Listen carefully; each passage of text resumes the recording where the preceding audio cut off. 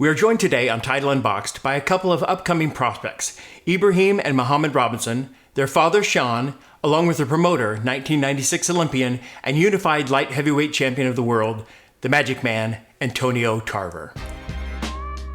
Welcome to Title Unboxed. With more than 40 years of experience in the fight game, our host, Doug Ward, will be covering every corner of the ring as we get comfortable between the ropes. We'll talk with both the lesser knowns and the legends, discuss boxing's rich history and current state of the game. We'll also look at today's latest innovations, equipment breakdowns, and insights you won't uncover anywhere else.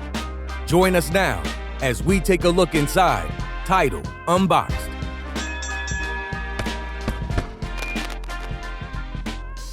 Gentlemen, welcome to Title Unboxed. Thanks for having us. You bet.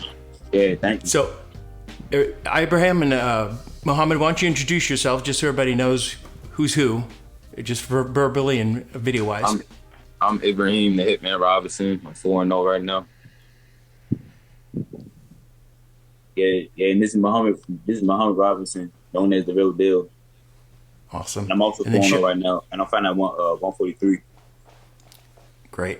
And Sean Robinson, father of the boys, and anybody who's watching should know who Antonio Tarver is.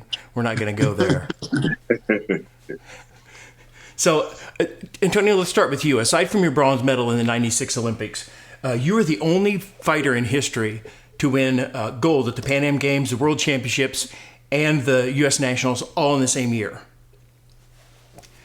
And then from there, you made the successful jump, obviously, into the pros, which we'll get into a little bit more. But what are you guys doing as a team to get, because they're early on in their careers yet, to get Ibrahim and Muhammad ready for the pros, to really get them educated as a professional? Well, right now, just from a training standpoint, I think we're training like pros, approaching the game like pros. So, that's what I'm blending, of course, my experience and, giving it to these young men. So basically just showing them, it's definitely a job, you know what I'm saying? So it's one that you have to approach like that. And I think there's a stark difference in training as an amateur and training as a pro.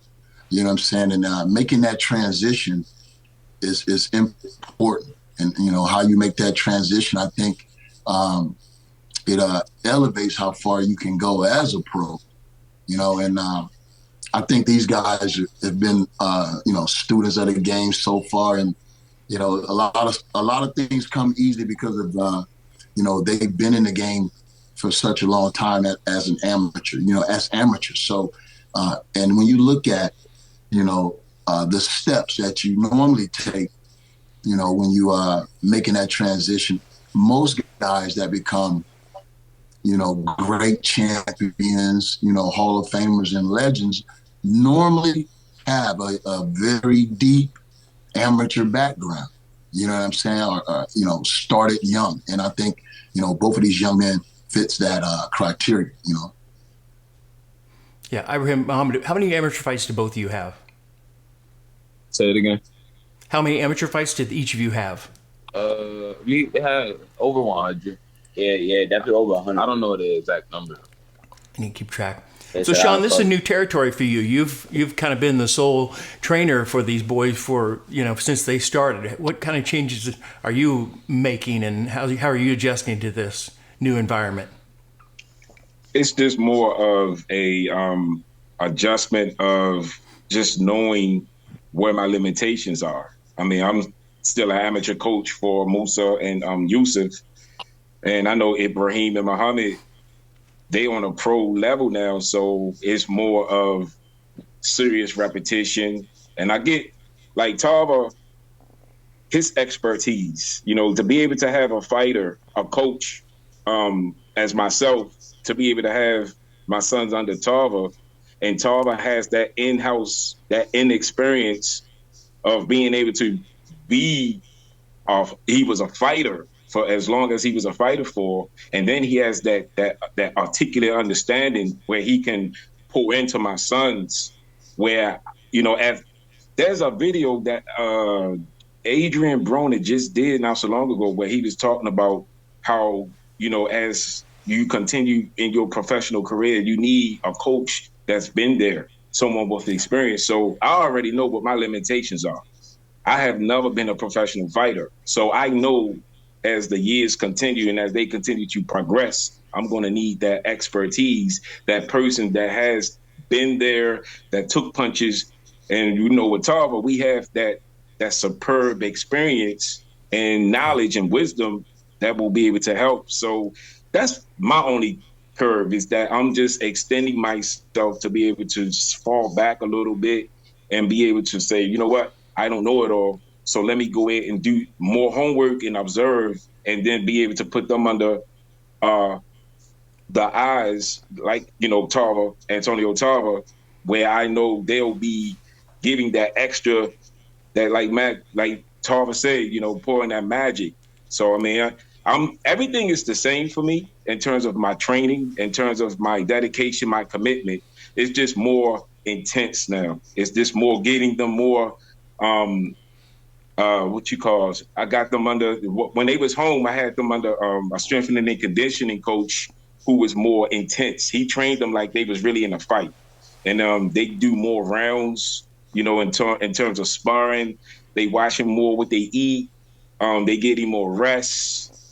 So really nothing has changed. It's just getting them more help, bringing more, like what Antonio Tarver, he's that missing link that we've been missing. Well, and that's huge for the boys, because a lot of coaches can't admit their shortcomings. They can't go, well, there are things I don't know. They feel like it bruises their ego a little bit. So it's great that you see that, Antonio with his vast experience is going to bring something to the table that you can't. Oh yeah. I mean, I'm a father first, Doug, like yourself. There you go. You know what I'm saying? So, I love my sons, and I don't have to worry about Tarver stealing my sons. You know what I'm saying? If anything, I have to worry about them being able to be like, Tarver has invested so much that we're not performing as, to his expectations. But we already met with Tarver in August, and we already saw the chemistry that we had with him, and he saw the chemistry that he basically, my sons met the expectations. So, I mean, at the end of the day, like when I was there, when Tarver was training them in August, I fell back. And sometimes it feels good to be, because I'm a father and they hear my voice all the time. So, from getting up, doing your chores, getting up, doing it, eating, it's time to eat, it's time to train. And then I got to switch mode, back to father mode, back to coach mode. Sometimes it's relaxing to just fall back and be like, I ain't got to do nothing. You know what I'm saying? Yeah. I don't have no ego problem, Doug. Yeah. Not at all. Well, it's good. That's to their benefit. Antonio, so that brings up the age-old question. Do coaches that have fighting experience make better coaches? You know what? Personally, it don't always have to be that way. But if you do have someone that has that vast experience and is willing to give that away, take advantage of that, because that don't even happen a lot. You know what I'm saying? It's very rarely that you see a guy that have been to that quote unquote mountaintop, and then you have enough humility to come back down on any level and communicate with people as people. I think that's a gift in itself. You know what I mean? Because that's not having an ego. That's being just a normal person, and I think I've mastered that when it comes down to just being real and having both of my feet planted on solid ground, not allowing my experience to blow my head up thinking that I'm anything more than just a man. You know what I'm saying? But I am different a little bit, and I think it's a gift. I mean, I'm not going to sit here and tell you that it's not a talent or a gift or something that the good Lord blessed me with, of course. And those are my tools. And that's why I'm me. That's why, I'm the magic man. And that's why, it is what it is. But at the same time, I just want to give away my, ability to I believe, create champions. And, you know, that's what I want to be remembered for. You know, as a trainer, you know, bring me a guy with 2 left feet and a guy that has a desire to be a champion, and I'll make him a champion. You know what I'm saying? Even with 2 left feet. You know what I'm saying? That's my great trainer, Jimmy Williams, always told me that. You know what I mean? So I'm a trainer. I'm a teacher. I'm a mentor. I'm all those things. You know what I'm saying? I can get on anybody level and speak and talk the sweet science. You know what I mean? Because this is a sport that I love so dearly. I've invested my whole life in this game since I was 10 years old. You know what I'm saying? You know, and so it's a part of me. You feel me? All throughout. You know, so that's why I love commentating. You know what I mean? I love, you know, training. You know, I love promoting, you know, shining a light on these guys. And I've had a knack over the years to see that talent early, you know, peak that talent early. You know what I'm saying? I can look at the fighters today, you know, guys like Fulton, Montana Love, you know, even Hank. I mean, not the ones that we knew was going to be great, but the guys that are really the diamonds in the rough. You know what I'm saying? I've been able to look at those guys and see that, you know, they're going to be able to, you know, do some great things in the sport. And as so, I can see what's stopping a lot of these guys, you know, from being a trainer. I mean, I can see what guys really need, you know what I'm saying, to be able to add to their, you know, tools or their arsenal, you know, but, you know, everybody is not going to be, you know, I believe, fortunate enough, lucky enough, or just even have the ability or you know, to train and develop under, you know, this umbrella. Because, you know, I'm only one person, but guys like, you know, Coach, you know, Sean can also learn, feed, build, grow. You know, I mean, I don't mind, you know, teaching everybody that want to learn. You know what I'm saying? I think I have an experience enough that I can lean on. And when you look at the amateurs from the pros to, you know, any aspect, you know, you can see my footsteps.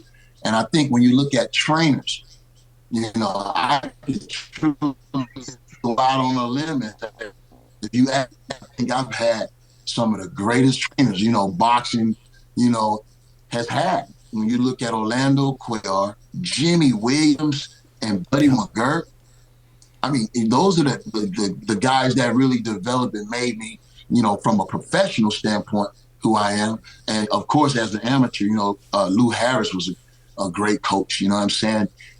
Jimmy Williams from 10 years old, he was my trainer, had me rolling, blocking, parrying, stepping back. You feel me? Had me doing everything that I'm doing now at a young age. So, you know, I know that it's good to get these guys started early. And the structure that boxing gives us young men is something that we can use throughout our careers and throughout our lives to make us not only champions inside the ring, but as well as outside the ring. You know what I'm saying? And so that's what I'm more interested in, you know, celebrating our wins in the ring, but as men, even on the outside, you know, of the ring, building each other up, you know, having these young men become successful even after boxing. You understand me? So that's what it's really all about, man. Using boxing, you know, as a tool to open up all these other great doors that are out here. You know what I'm saying? So I just want to be a tool and a vessel for these young men that want to learn this game the right way. And I think it's the way to approach it. You know what I'm saying? Like we do here at Tarver Promotions. Yeah. Amen to that. So Muhammad, Ibraham, how familiar were you with Antonio heading into this partnership? I mean, his career was mostly finished as you guys were young men. Have you gone back and watched some of his fights? And what did you see that you were like, oh, I want to do that? When we first got introduced to Antonio Tarver, when I first saw him, he seemed like a familiar face, like I seen him before.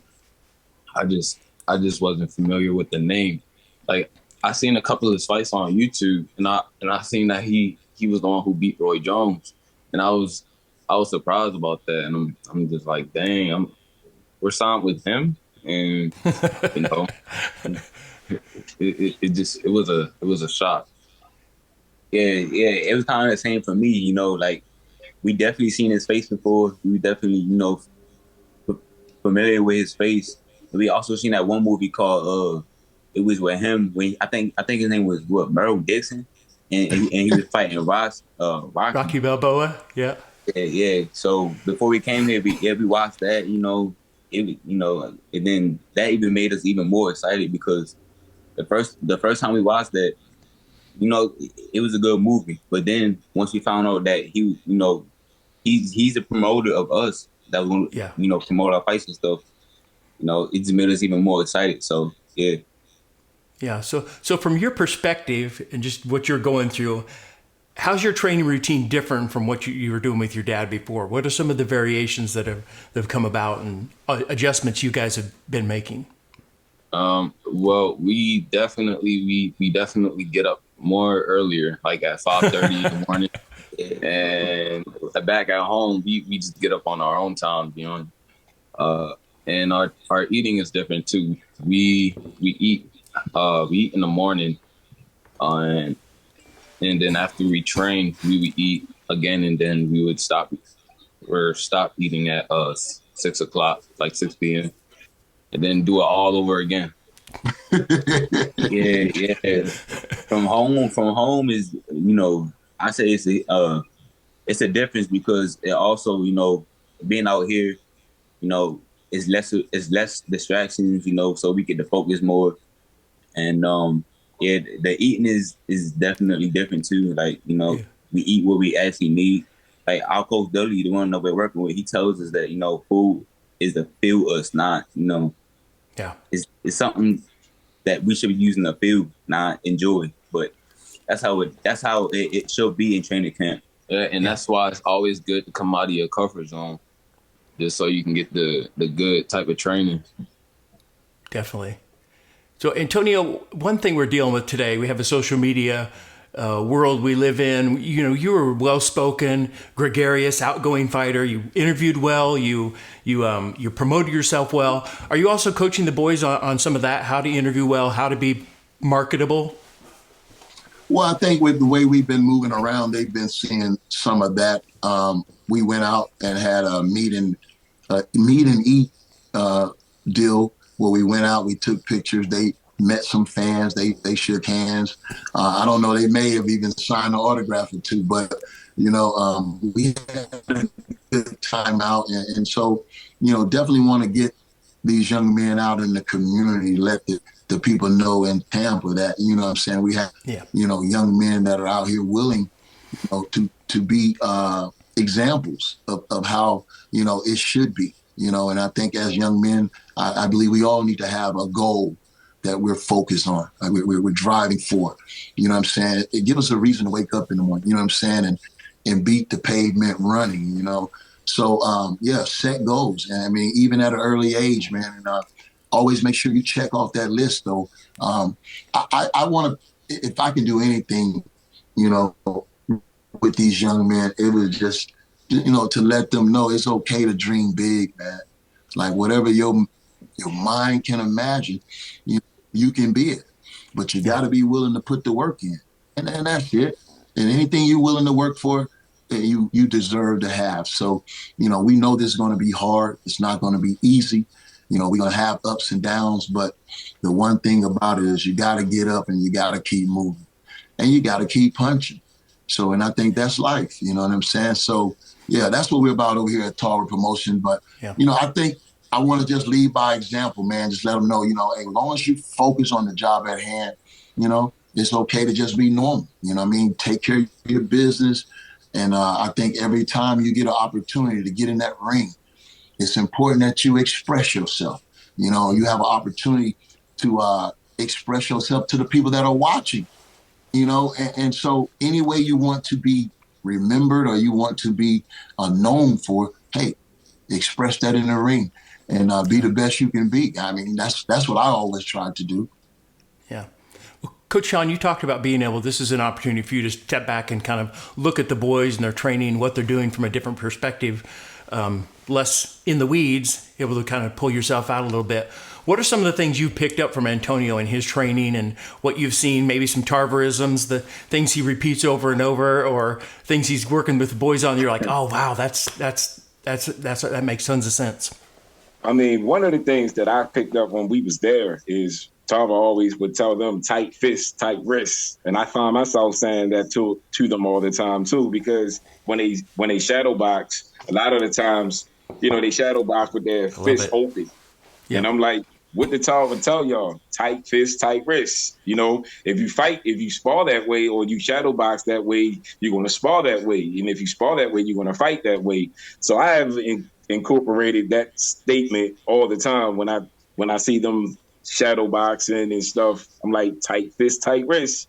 Another thing is what I have tried my best to be able to not emulate, because I'm not around Tarver enough, but I being around him as much as I have been, and now I talk to him, we talk on a consistent basis, is try to get more articulate in understanding why they doing the things that they're doing, in terms of body punches, in terms of footwork, in terms of the importance of the movements, of defense. I try to sit down and I try to explain to them more.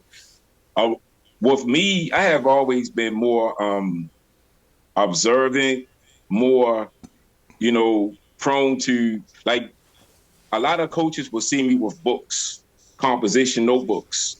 And and you can ask my sons this, when I come to the gym, I have composition notebooks. And not only do I have composition notebooks, I have different combinations, I have different defense, I have different footwork. And it's these things or these techniques or combinations and stuff that we working on daily. So when we come to the gym, I'm already like, okay, we worked on this yesterday. We need to work on this again today, because, muscle memory has to be put in. And I try my best to make sure that when I'm at the gym with them, they are learning or they're repeating something over and over again until I see that, until I have, saw that they have mastered it or somewhat perfected what I like for them to perfect. And then we're moving on to something else. And then we'll even revisit what we just went over again. But I like the consistency that Tarver brings to the to their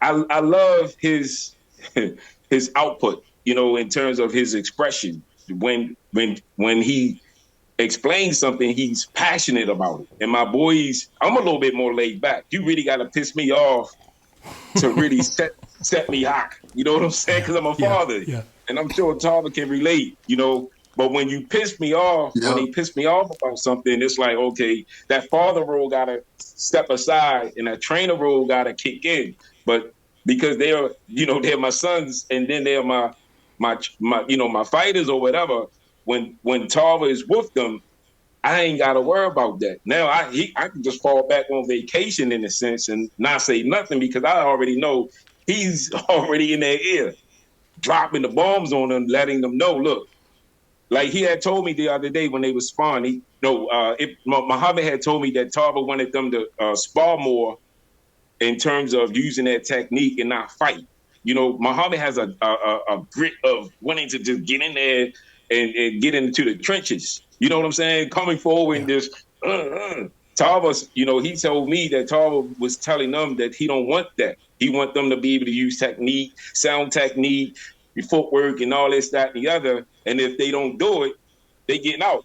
And I was like, yeah, that's good, because Muhammad needs that more. He needs to challenge himself and always just coming forward all the time. So it's a lot of things that, he does that I'm definitely going to either pick up or try to implement, when we're not around him, so they have some type of familiarity.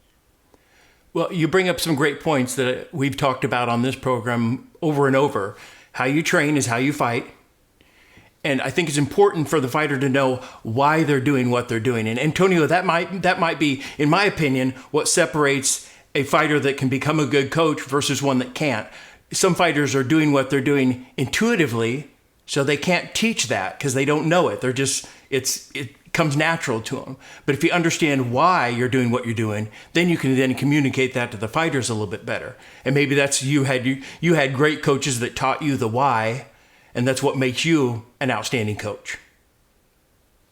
Yeah, I think I was coachable also. You know, you got to be coachable. You got to, you know, my old trainer, I mean, I was just cleaning out my garage, man. He always fed me books. Uh-huh. He always fed me books. He always, you know, want me to read about, you know, the old guys, you know, how they used to do things back in the day and, you know, how tough these fighters were. And, you know what I'm saying? And I look at, you know, the culture today, and it's just like, it seems a little bit different. You know what I'm saying? So I'm trying to really, like I say, create some type of the fighters in not my style or like my, you know, but in my image, meaning the way I approach the game, and just really that mindset. And I think that's going to be what give all of the fighters over here the edge. It's going to be the mindset, man, because, you know, I really know where that mindset, that mindset thing is when it comes down to believing in yourself and not allowing no one to change your mind. You know, I mean, that's big in this game because, you know, a lot of times you're going to have to really fight and take everything that you get out of this game. You know what I mean? A lot of times it's very rare that they're handing things out. You know what I'm saying? You got to fight for it. So that's a tough job in itself. So I think mentally, all my fighters are gonna have the advantage because that's where I think a lot of our training, I think the boys can attest to it. We do a lot of communicating. I do a lot of talking, you know, speaking about it. You know what I'm saying? Not just, you know, demonstrating, but sometimes we can train in just a 30-minute conversation because the information is real valuable. You know what I mean? Just speaking about it, you know. So sometimes we just sit and have a talk. I ask them a question and just there I'm able to coach and teach, you know. But yeah, both of these guys, though, I can tell you they're excelling because I've learned a lot from both. You know what I mean? Even today, when we was at the health club, I was speaking to a gentleman, and I didn't even know Ibrahim was listening or even paying attention, but he was locked in on the conversation, you know, about what we were talking about today. And so that lets me know that even when he's, you know, I'm not paying attention to him, you know, he's locked in, and that's good. Man, Muhammad, my other trainer, Dudley, got so much praise for Muhammad. Like, you know, he think he's, you know, one of the best athletes that he's worked with. You know what I'm saying? And that says a lot because he's worked with me. You know what I mean? So Dudley is not big on compliments. You know, if Dudley compliments you, you impressed him in a major way. And, you know, he's their strength and conditioning coach. So that says a lot for Muhammad, man. I mean, he thinks the world of him for his body and where his body can go. You know, so he's shown him something on that track. I don't know what it is, but he's impressed him a lot. So both of these guys are excelling down here, man. I can't wait to January 21st, this week, this fight week, guys. So, you know, both of these guys are on weight. Muhammad woke up on weight. Ibrahim still had to go do a little bit, but didn't do much, and he made weight this morning. So we were ahead of the game, and they did it very easily. And so Muhammad was able to sleep in today. He didn't have to get up or get out. So, you know, when he do well and make weight early, so you have to reward him. So that was his reward today. He didn't have to go to the health club this morning. Nice. So, boys, let me ask you a similar question. Has there been for each of you a big takeaway so far, just being around Antonio, being in the camp and being at that pro level and training like you are? Is there one thing he said to you that's like, wow, that's something I really need to work on, or something that's very different than anything I've heard before? I mean, a lot of what Antonio Tarver has been saying to us, we've definitely been, you know, learning from it because he's been in the ring, you know, he's been fought the best and everything. So he's passing down that knowledge to us and his son, T2. And we've been, and another thing that I've learned from him is when he said, if you say it, you supposed to mean it, you know, like you gotta mean what you say. So that's another thing I've learned from him. Yes, yeah. So we definitely learned a lot from Antonio Tarver. You know, the knowledge that he passed down to us. We think about it like, like the way you throw your jab, how you supposed to, like step with it, where to keep it, how to use your power and all that. But yeah, so we definitely learned a lot being down here with him. Yeah, and he teaches us a lot of techniques, how to throw, punches and make your punches come out more effective, like your jab and uppercuts and the hooks. Yeah. Antonio, we can't get off of here without talking a little bit about your illustrious career. I noticed in going back through your record, any loss you had, you avenged. Whether it was against Roy Jones, Eric Harding, Glenn Johnson. I mean, you really knew how to bounce back from a defeat. What do you attribute that to? Because some fighters, a defeat defines them, and they have trouble, regaining their composure and maintaining their confidence. And what made you different in that respect? Well, a lot of times, in those losses, it was out of my hands. I think I did enough to win, but I've always felt when I look back at my career, I had to be better than great or better than good. I had to always do more. You know what I mean?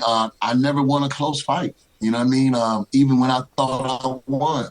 So, they just, judged me a little harsh, I think, but it made me a better fighter. I had to go back to the drawing board, and if they expected me to be that much more better, then I think I came back and I showed them that I was just that much better.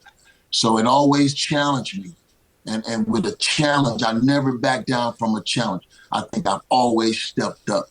So, I think that's what it is too, man. A lot of self-pride, knowing who I was and knowing how I wanted to be represented and how I wanted to be remembered was important to me.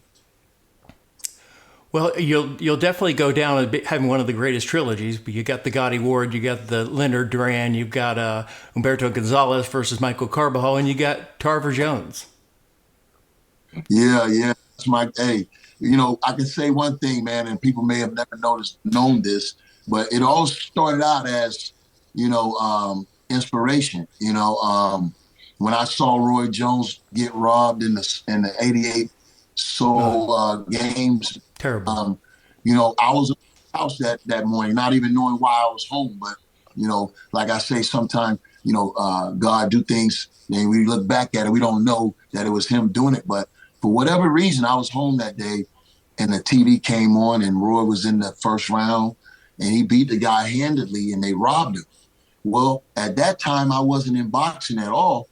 But because of that moment, I knew right then and there that, I was like, I deserve something more than what, I was, giving myself, right? Wow. So, at that moment in time, I made up my mind that I was going to become a boxer. I was going to the Olympics. Well, I gave myself that opportunity. I think that I got robbed as well, but it wasn't as egregious as Roy Jones' robbery, to say that on record. But never knowing that one day, our careers would parallel, but when you look back at it, we fought at 13 years old at the Sunshine State Games in '83, I believe. Yeah, I think it was '83. But anyway, he won a close decision. But in that fight, I knew one thing. He was more experienced. He had a better trainer than I at the time. He had beat a couple of older guys on my team. So I just say that, he was better than me at that time, but we competed at a level. It was so heated and contested that I came away thinking that, hey, if I gain a little more experience, this, I know I can compete with this guy as good as he was. You know what I mean? So one thing led to another, and I eventually represent the country in Atlanta. I broke history, like you mentioned earlier, along the way. And I ended up being in the light heavyweight division where Roy now reigns supreme. So, it was something that I had a feeling all along that, I was being moved in that direction. So sometimes you have visions, sometimes you see things before it happens, you just know. So, I trusted that, understand? And that was something that I think, when God gives you a vision, man, believe it. Don't doubt it. They tell us faith is everything, so I think I credit myself for believing that vision that I saw. And I could become world champion no matter who I had to defeat. I was born to be a world champion. That was I think that was my reason for being, to do what I did. So you won your first title against Montel Griffin in 2003. A lot of successes before and after that. Is there one moment you can give, that's the highlight of my career? That was the pinnacle for me. Oh yeah, when I of course, when I beat Rocky Balboa, I mean, it don't get...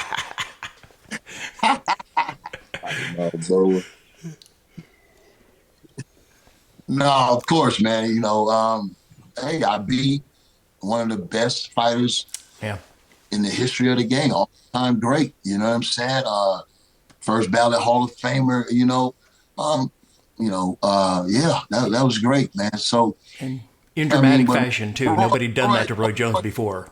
Yeah, Roy set the bar high, man. Roy set the bar. The type of fighter he was, the attention he garnered. It took a great fighter, a great man to beat a great champion like Roy Jones. So, rather I ever get the credit I deserve, man, I know they can't take that away from me. So it don't matter. You know what I'm saying? I know at the end of the day, I don't know how they did see me coming. I mean, you don't accomplish the things I did as an amateur, not being the real deal.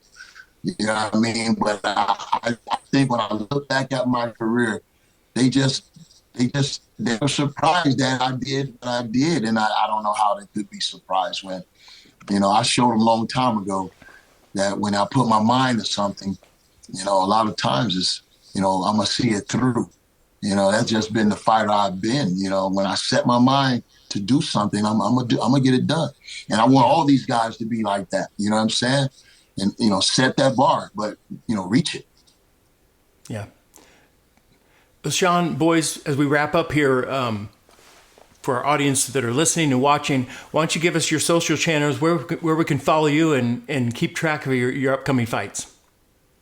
You can follow, we have Dem Robinson Boyz, D as in David, E-M, Robinson, B-O-Y-Z on Instagram, Dem Robinson Boyz on YouTube, Dem Robinson Boyz on TikTok. We have a Twitter account, but I don't really deal too much with the TikTok.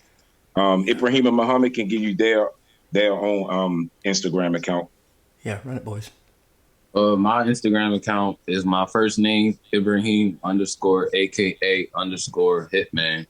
You can find me on YouTube. And on Facebook, it's just my full name. Got you. And with me on Instagram is Muhammad _AKA_ the real deal on Instagram, and Muhammad full name. Perfect. Antonio? All social media platforms, Antonio Tarver and Tarver Promotions. Awesome. Well, guys, we've been friends with the Robinsons for 5-6 years. They've been great title ambassadors. It's so heartwarming to see them fall into this promotional company with a champion of your caliber in their corner and such good people behind them. It's great to see a team come together like that, and I know you'll all be the right combination for these kids as they grow into stunning professionals. Most definitely. Yeah, and we appreciate being a title ambassador as well. We still got Musa He's going to be fighting in the Junior Olympics. I'm sorry, the Golden Gloves, and next month he's fighting in the Golden Gloves, and then after that he's fighting in the national qualifiers in Detroit. So we still got one up and coming. That's one of the major elite fighters that a lot of fighters don't want to get involved with. So be on the lookout for more. Antonio, you got your eye on that young one, huh? Oh yeah. Plug and play, man. We're gonna have it all running by the time he's ready to jump off the porch. You know what I'm saying? Awesome. Well, guys, thanks again. It's great seeing you. Good luck this weekend in your fight and upcoming. All right. Hey, I also want to let your listeners know you can watch these young men on fighttv.com this Saturday, January 21st. Muhammad Robinson, Ibraham Robinson, Dem Robinson Boyz, all the way from Baltimore. They finna light Tampa up, man, so don't miss it. Dem Robinson Boyz and Team Tarver. Good luck, guys. Thank you, guys. Thank you for watching this episode of Title Unboxed. If you're anything like me, you can never get too much boxing. So if you'd like to watch more episodes, you can find us on Spotify, Apple Podcasts, and on our Title Boxing YouTube page.